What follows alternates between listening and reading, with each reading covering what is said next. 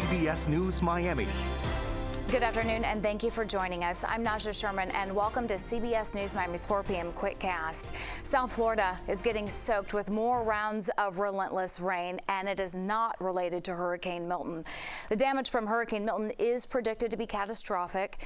Millions of Floridians along the west coast are on edge and bracing for its landfall. Let's get right to next weather. Chief Meteorologist and Hurricane Specialist Ivan Cabrera. All right, Naja, we'll go through that again and then talk specifically about when the wind speeds will start getting into that tropical storm range for Wednesday night and heading into Thursday. 155-mile-an-hour winds, as I mentioned. A very distinct eye now has popped back up here, looking very symmetrical and looking like a Category 5 hurricane again. Even if it doesn't get bumped to 160, 155 is close enough here. That is about as high as you get a Category 4. This will continue fluctuating. The hurricane hunters have been really just kind of doing their job of going in there. We'll have, in fact, a new video coming up over the next half hour and at 5 o'clock to show you one of the airplanes they nicknamed Miss Piggy. Miss Piggy's been in there and has been getting rocked because of the wind. These are the planes that fly into the center of the storm. We have planes that fly up and around it just to gather more information on its environment here, but it is quite something there with the pilots and everybody on board. 145-mile-an-hour winds at 8 o'clock on Wednesday continues to weaken a bit, 125, and we have always talked about that, a weakening Category 4, which is kind of an oxymoron because a Category 3 hurricane is a major hurricane, even if it makes landfall, with 125-mile-an-hour winds. If it makes landfall at the worst possible point, which we're just to the north of Tampa or just to the north of Fort Myers, everybody south of that gets on a catastrophic storm surge, even from a Cat 2-3. It just depends on where it eventually hits here. And then, of course, this is not Helene. This is not going north. This is going east, so the entire stretch of the central part of Florida will be getting hit with a Category 2 hurricane. This is the, we'll zoom in a little bit closer here. You can get it at hand. Orlando, Kissimmee, and then down towards Lake Okeechobee. That entire area, you could have winds around 100 miles an hour. That is catastrophic wind damage for central Florida there with, the repercussions that would be, of course, huge power outages along with the heavy rainfall they're going to get. We are going to get such a miniaturized version of this in both the wind speeds and the rainfall associated with Milton. Our biggest rains came from the storm that had no name that is continuing to move out. So tropical storm warnings for tropical conditions within the next 36 hours. The surge 1 to 3 feet potential here for the Keys, rain 1 to 2 inches. You'll notice the rainfall forecasts now have come down dramatically here because this is not going to be a big rain event from Milton. It's the rain that's already happened, which is why the flood watch has been extended in case some of those outer bands that come through provide us with heavy rainfall. The ground can't take much more, so it would be easy to get a flood advisory.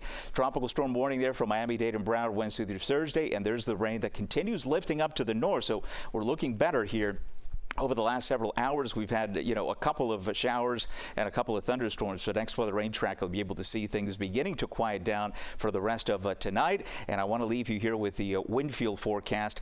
There's the landfall there. We'll do a close-up there. There you see the wind field in yellow. That's the tropical storm force winds. And here they come. 2025, not a problem Tuesday night. And then Wednesday morning, we'll start seeing those gusts 30, 40, perhaps even when the bands begin to come in, perhaps up to 50-mile-an-hour winds. That would be the closest approach and the worst conditions. But notice Thursday morning, we're still looking at gusty winds, and the winds are actually going to be stronger on Thursday on the backside of the storm as the system continues lifting up to the north. So the wind won't get rid of that, Naja, until we get into Friday.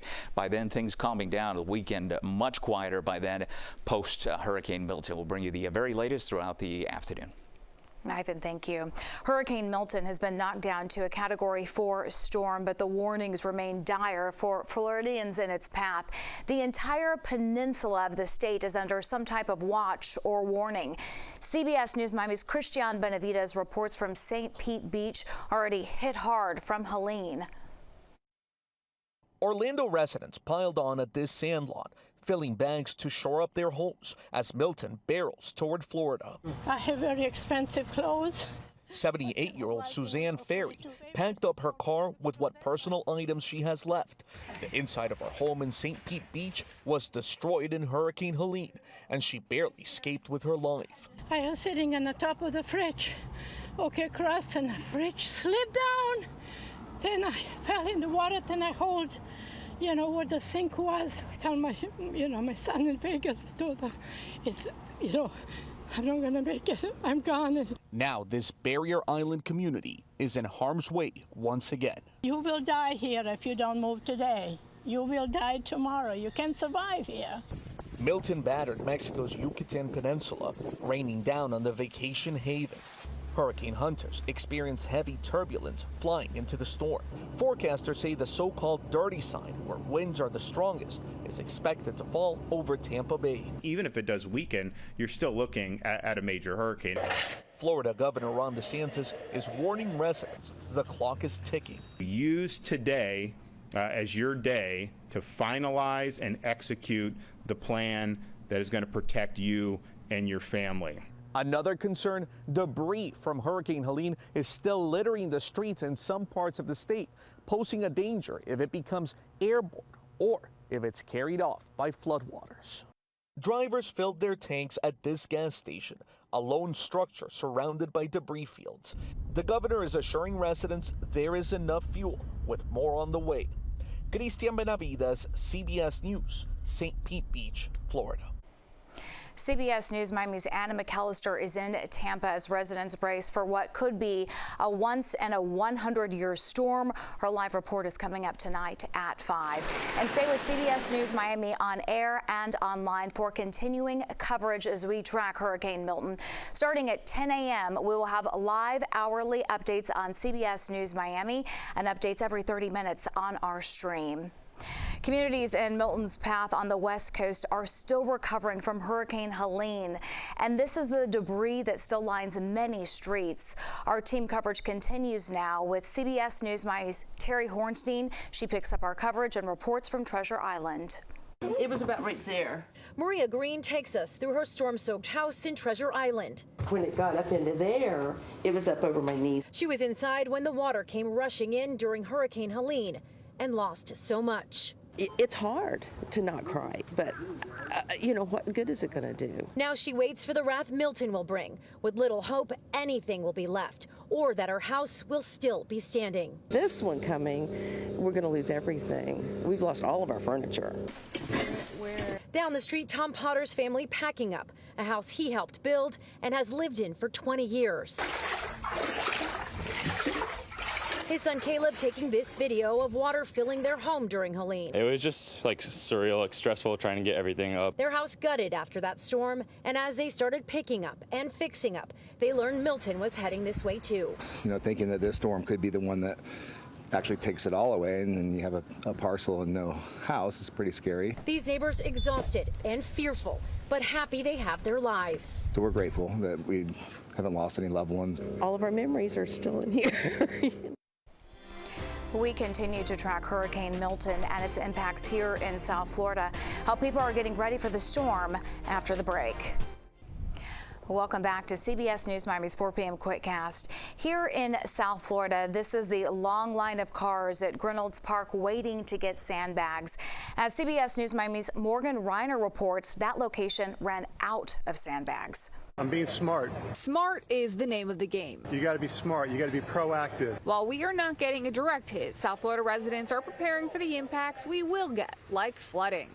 I'm here to get sand. Zelda Estromero lined up before the sun came out at Oak Grove Park, the first in line, because during the last storm, I stepped out of my bed into water, and I lost my car. Before 9, Oak Grove Park ran out of sandbags, but people kept showing up. So we drove to Ives Estate Park near Aventura, where we were told there were more sandbags. But this is what we found, more empty pallets. Employees there told us to head down to North Miami Beach to Reynolds Park, where more sand was headed. They were right. This is the line of people at Reynolds Park that waited for the incoming delivery. We're not within the cone, but we're nervous that we're kind of cone adjacent, so we want to make sure, especially this area, North Miami Beach tends to flood a lot. Sarah DeHaan went to all 3 locations looking for bags too. I've been told that I've been waiting in the wrong line and then back, and it's just been kind of a nightmare, but hopefully I will get some very soon. But less than an hour after we arrived, the bags were gone. Miami-Dade County spent $1.2 million on 81,000 sandbags. They were able to do this because when they issued a local state of emergency, that also lifted the restrictions on what they were able to spend their money on. An important note for parents this afternoon. Miami-Dade and Broward County schools will be closed on Wednesday and Thursday. Archdiocese schools will also close tomorrow. As of right now, Monroe County schools are closed tomorrow. That's your CBS News Miami Quickcast. I'm Naja Sherman. Stay tuned for more news right here on CBS News Miami, and stay safe.